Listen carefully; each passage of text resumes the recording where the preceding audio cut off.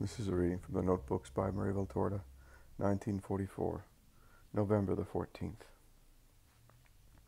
Jesus is not yet giving visions and dictations. I feel too bad. The pleuritis is doing a proper job on what's left of my lungs. I lack air. The sufferings are acute. My fever high. Weakness marked on account of the 3 hemorrhages I had yesterday too. But I am not sad because of either the suffering or the silence in sight and hearing for others.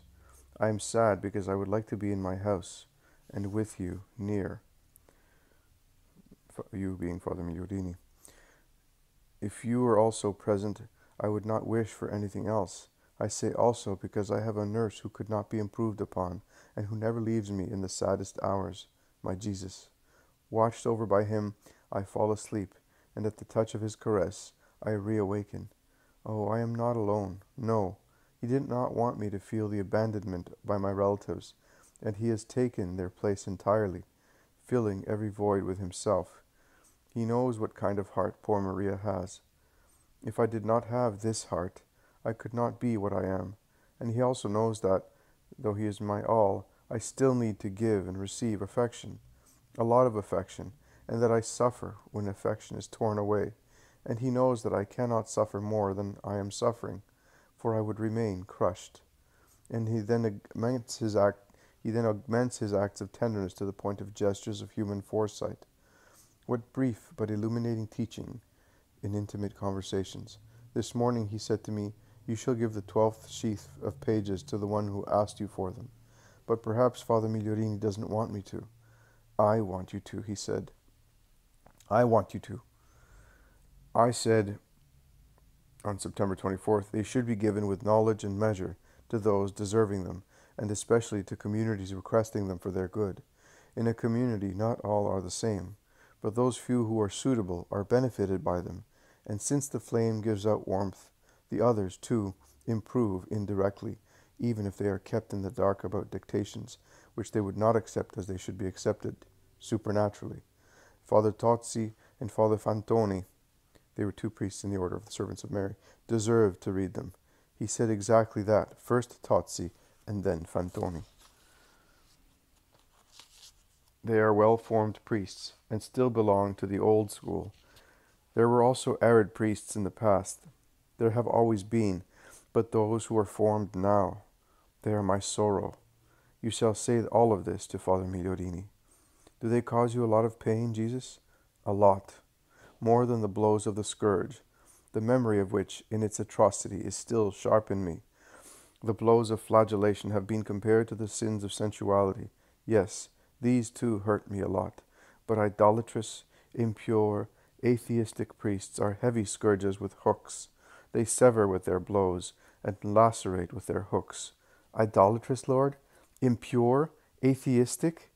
Yes. Do you think it's impossible? It isn't. They are idolatrous, in acts of worship not offered to me. They take pleasure in knowledge and power. They take pleasure in themselves. They are impure, even if pure in body, because they commit acts of spiritual impurity by loving what I, God, am not. They are more concerned about loving and knowing human science than me, divine wisdom. They are atheists, because they deny God the attribute of power. The attribute of power. They deny miracles. Miracles have so many forms. It is a miracle to heal a sick person, as it is to keep someone from falling from a great height from dying. It is a miracle to multiply food, as it is to make a nobody God's spokesman. They deny this. They would like to impose limits on divine omnipotence, because they themselves are so limited that they are unable not only to desire, but even to accept what moves outside the base limits of their capacity for belief. And to be convinced, they ask for proofs, as many other acts of distrust. And when they have received them, they still do not believe. They have lost the innocence of the Spirit, which I said was a necessary condition to possess the kingdom of heaven. If you do not become like little children, you will not enter the kingdom of heaven. Matthew chapter 18, verse 3. Mark chapter 10, verse 14 to 15. And Luke chapter 18, verses 16 and 17. Jesus, I believe for them too. Don't suffer. Can one not suffer over certain things? No. Can you not suffer over just the memory of an act you have judged to be an offense against Mary and me? It is before you, like a nightmare. One act, and I, who see my gift being torn apart, derided, and trampled on. Everything given for man's good is a gift. Can I fail to suffer? I don't want to answer in the face of the concern of my Jesus. I am silent, with my head on his chest. I then dare to ask a question which has been in my mouth for over a month, since Jesus spoke so clearly about the Belfanti Punturieri case. A similar reference is found in the entry for October 20th, but now the name of Punturieri appears, concerning whom no information is available. And so forth. Jesus, what should I do with those 2 books by Ubaldi? At the Valtorta house in Viareggio, 2 books by Pietro Ubaldi have been found. L'Ascesi Mistica, Milan, Ulrico Hopli, 1939, forming part of the Biosophy collection, edited by Gino Trespioli and La Grande Sintesi, Sintesi e soluzione dei problemi della scienza e dello spirito. Second revised edition, Milan, Ulrico Hopli, 1939.